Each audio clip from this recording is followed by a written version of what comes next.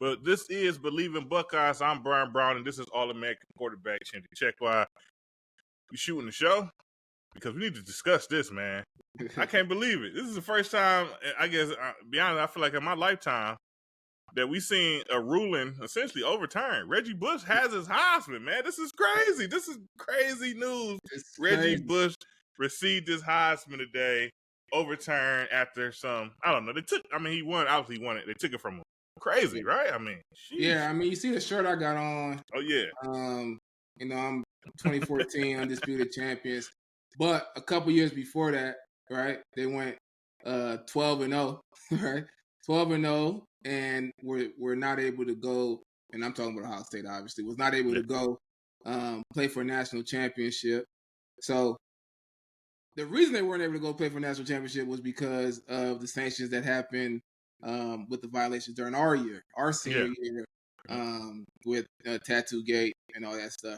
So congratulations to Reggie Bush, and I'm happy. Johnny Manziel, I think, really started to put some pressure on him after the Johnny Manziel story came out, and he still had his Heisman. And he said Reggie Bush deserves his. But that opens up the question, right? Like, what about Ohio State? What about all the things that happened? We had some visionaries on our team, right?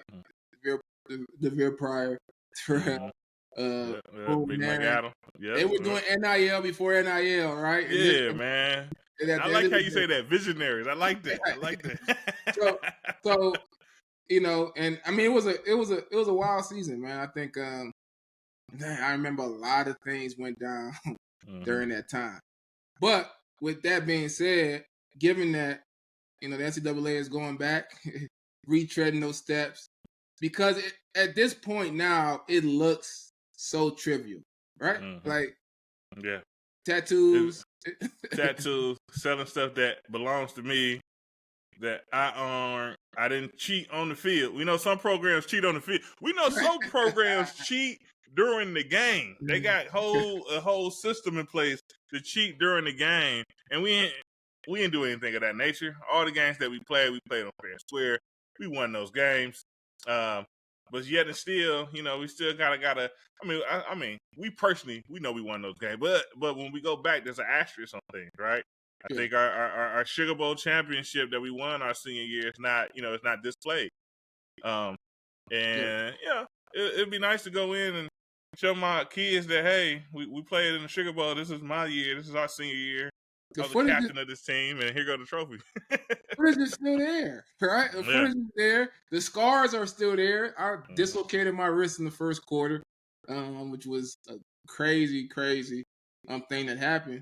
But it felt like all for naught, right? Because there's no record of us actually winning that game. I think it's interesting just to kind of take people back.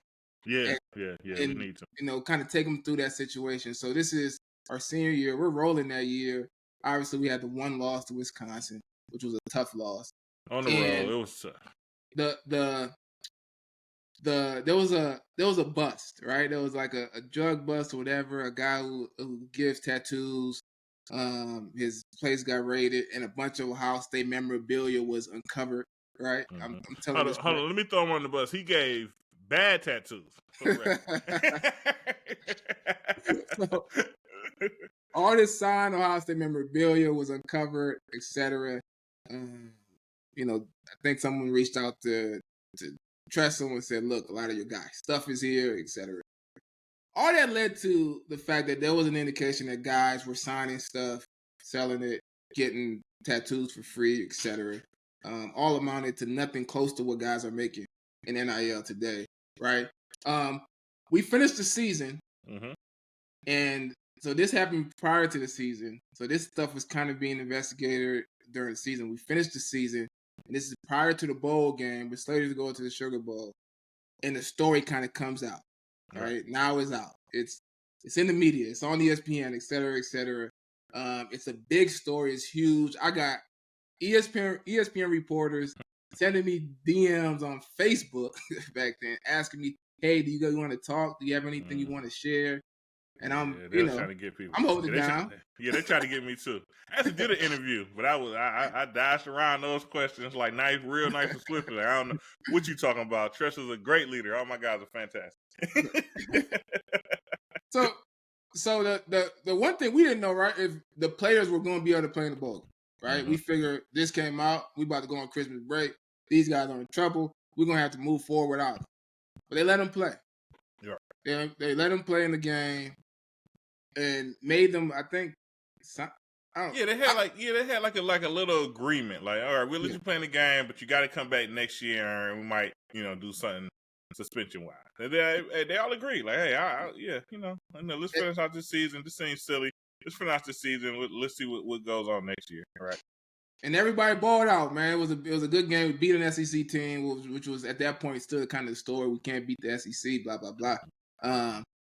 Game we balled out. One of the guys, my guy Solomon Thomas, sealed the deal with a pick at the end. Yeah. Right. So he was in that group. And yeah, it's just, I mean, you just look back and you think about how big of a story it was, how big of a stain it was on the university, how Tressel ended up having to get stepped down, his legacy being tarnished, how Terrell Pryor, who decided to actually not come back the next year and face a year suspension, go into supplemental draft, get drafted to the Oakland Raiders, is the same place I was drafted to. Mm-hmm. And when he got there, because he left, the NFL gave him a 5-game suspension for college, pretty much college NIL buddy that he got, that was against the rules. And we're not talking about, honestly, we're not even talking about Reggie Bushman, right? It was, we're talking, he got some money, but he didn't get Reggie Bush level of money. He got a good night in the club money. Like,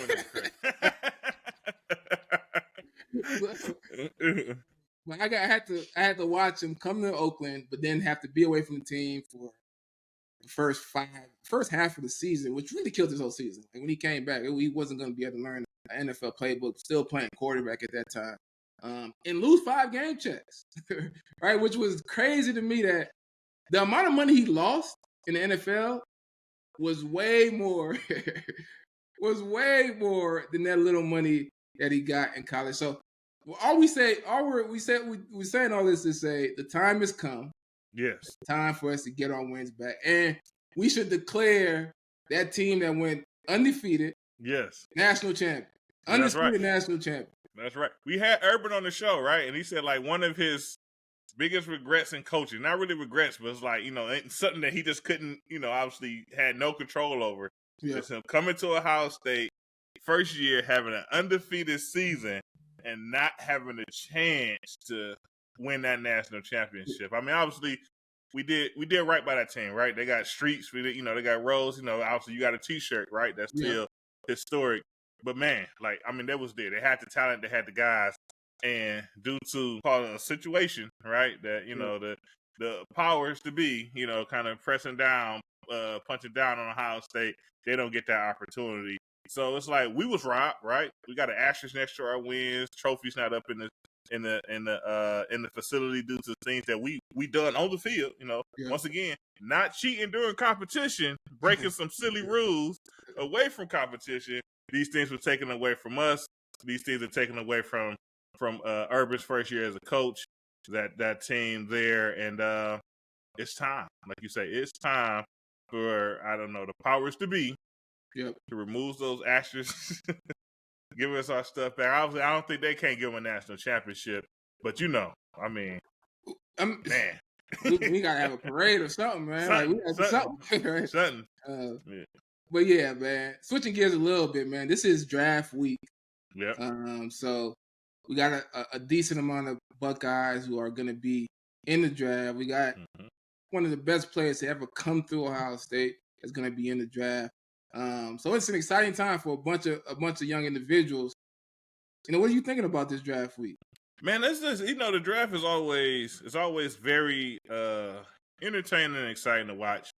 Like myself, I always tune in because you just know, we're in it. We know how long that these guys has been just at it, grinding, working hard, trying to do the right things, trying to eat the right things, the turn from certain situations, from some of the things you get to do in college, kind of put some of that stuff aside for this opportunity, for this dream, for them to have the chance to make it to the NFL. And especially day one, you get the first round guys, and it's a lot of seeing on them and their family. Some guys gonna be at the draft, and it's just always a great time just to kind of see those young men kind of achieve their dream. It's never easy. I mean, some guys are more talented than others. I mean, it's just a fact of life. But to get to that point, you had to put in some work. You put some time in. Like you say, you got some scars that's never going to leave you to get to that point. So it's always a pleasure to kind of watch it happen. Obviously, Marvin Harrison Jr. would be there. I don't know. Obviously, we don't know where he's going to go. It's just a range, right? It might be number one overall from a trade down to, I think, 5. Some people. Go ahead. Do you think he's the first receiver taken? Yes, I think it's one of those situations where the hype is kind of changing, kind of making a story of it more or less. But I think if you want a total wide receiver that you could just kind of plug in day one and really just, you could just load up and throw him the ball. I mean, he could be a 10 catch guy every week in the NFL, in my opinion, just due to his skill set and his level. You take that guy. I mean, I understand Neighbors may be the more explosive athlete, right? That's in some people's opinion. Mm-hmm. But I mean, you just, in my round, it's the first round. You get the best football player. He's by far the best football player. There's no question there. So that's what I want to say. Yeah, you got to get that return on your investment, in my opinion. And it's the one thing that's interesting about the draft is just the storylines going in, because you finish a football season, you finish a college career, you move on, you enter yourself into the draft, and then a whole different part of football starts. It's the weirdest thing. It's like combine, pro day stuff, training, workouts, meetings. This is just a whole different thing than what you were doing before. Agents. It's just so different. It's like a little mini season in itself, because now all you're doing is trying to maximize your stock in this short period of time. Even though you played a bunch of football, this little bit of stuff is so different in football. Running a 40, working on 40 technique and all that stuff for so long, and then you get drafted. Mm-hmm. And then if it clicks in your mind that, we back to football again. Like, we about to go actually go play football again. And all this stuff I did for the last 5 months or whatever, it doesn't mean anything anymore. Mm-hmm. Now I actually gotta get better at football. So that's always interesting. And I think one of the storylines that I think I'm most interested in, obviously I want all my Buckeye guys to get drafted as high as possible, so I'm gonna be watching. Right. But the quarterbacks, man, the level that JJ McCarthy has been elevated to, to me, it's only odd in comparison to Penix. Because at the end of the day, the draft is really in comparison to the guys that are out there, right? There's no guys in your position. If you're the best guy in your position, even if you're not the best guy compared to other drafts, they need a corner. They gotta get a corner, right? If you're the best guy out there, best available, we got to pick somebody, right? And we need this guy. We need a corner. At some point, they get him. To me, Michael Penix is just, he's shown, whether you're a football expert or whether you're a casual football fan, I think across the board, he's done enough to show his level of talent. And to me, it seems, compared to JJ McCarthy, the way he's being elevated, I don't know. I think it's weird. So I'm interested to see where they go relative to each other. Because to me, I think Penix has proven and shown that he is a high-level player in college, and he can transfer what he does in college directly transfers into. Yeah, I'm laughing, right? Because I'm thinking, how we talk about it, right? And we know how sometimes, the draft is very unpredictable. It gets wacky because you just never could tell how much a team may just fall in love with a guy compared to what's the actual on a person, right? You just never know, right? So you see somebody just get taken really early, like, well, where'd that come from? And it's just like, well, the team just fell in love with him. They got him. right? But we always kind of have a conversation about how, certain times, especially in college, right, before you get to the NFL, sometimes you kind of show too much, right? Like, you're doing good and you're playing well, but now, you didn't leave, so now you come back another year. Now the scouts got time to kind of pick apart. Like, well, he's good at these things, and then they see him a second time, like, well, he's good at these things, but he's not necessarily good at these other things so because of that, now we're not so much in love with this guy. JJ McCarthy didn't never have to really throw the ball that much. He had to throw the ball that much. So, he won games, right? His teams won games, no matter how they won them, obviously, we know, but they won those games, right? So it might be a situation where people are just looking like, well, he got the size, he was ranked up here, right? He was kind of, one of the top quarterbacks of his class. And in college, he won. Now, we didn't see him, make all these reads. We didn't see him make all these throws, but he made some throws, right? He made these throws and big-time situations. In big-time situations, right? So it might be a situation where it's like, because of that, the lack of throws that he had to make, the team just like, kind of fall in love with the guy. But I'm with you. I feel like, Pennis has showed a lot, done over a lot of years. But he obviously had a lot of injuries, right? As well, we know how that factors into drafting a guy. But it's just like you say, you never know till you see. But it's just like it is funny though. I'm seeing like kind of all these eyes that like, okay, he's gonna go to Minnesota with number 3 or 4 pick, and he might be number 2, and things, all those kind of things. So, I mean, obviously, we'll see. He had a letter in the Player Tribune. He had a statement. I don't remember word for word, but he said something like, I've been injured, I bounced back, I've shown what I could do. And he pretty much said, like, he's getting a lot of medical examinations and stuff. He's pretty much like the only medical exam that matters is the EKG at this point. Like the heart. You need to measure my heart, and that's it. And I resonate with it. And I think your point is really spot on for real, is that once you hit that peak in terms of your value, like when you're highly valued, you don't need to show them nothing else. This is why guys don't go to the combine and do stuff. This is why they sit out. Maybe they think about sitting out a bowl game, because once you hit that peak, at some point it's diminishing returns. Like if I do anything else, I'm just hurting myself. I can't improve my stock anymore. And I think JJ McCarthy is like in a perfect situation in that way, because he didn't throw the ball that much. He didn't have to do a ton, but when he did, he made plays. Okay. And it's like, like in the scouts, all I've done is seen him make plays. Like, I hear what you're talking about, but all I've done is seen him make plays. It's like, dang, but you haven't seen enough. I feel like you haven't seen enough. And not to, I don't want to diminish him. I want him to maximize his opportunity as well. But I think that's the point. Like, this guy has shown so much. He's been in college so long that we know every flaw. But this other guy, we're just imagining what he can be.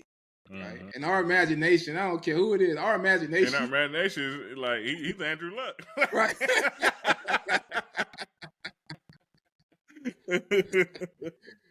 Yeah. And I mean, but that's how the game goes. Right.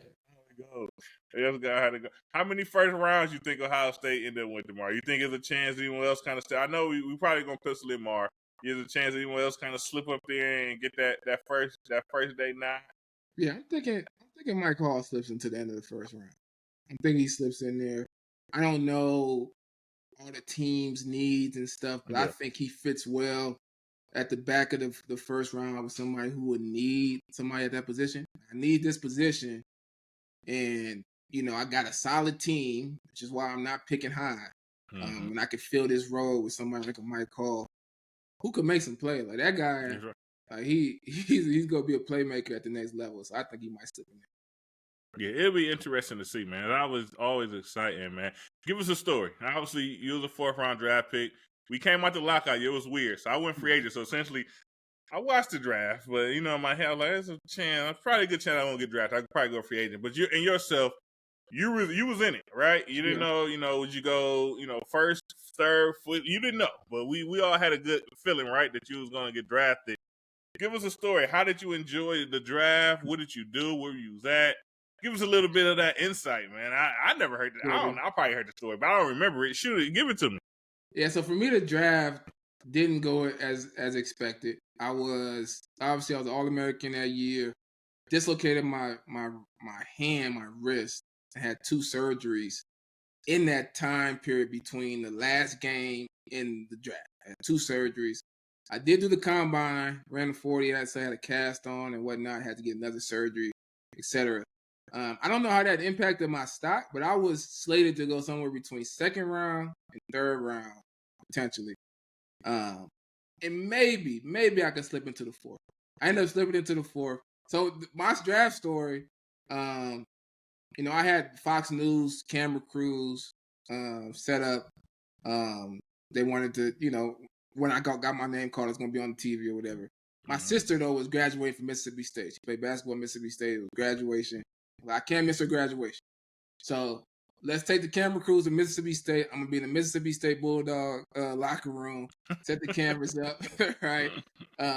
This is day 2. I'm supposed to get picked in day 2. This is a year where our draft was stacked. We had people who play a lot of players. Just to give you context, Richard Sherman went 5th round that year. All right. Patrick Peterson's in that draft. There's a bunch of corners. It's like we looked it up, right?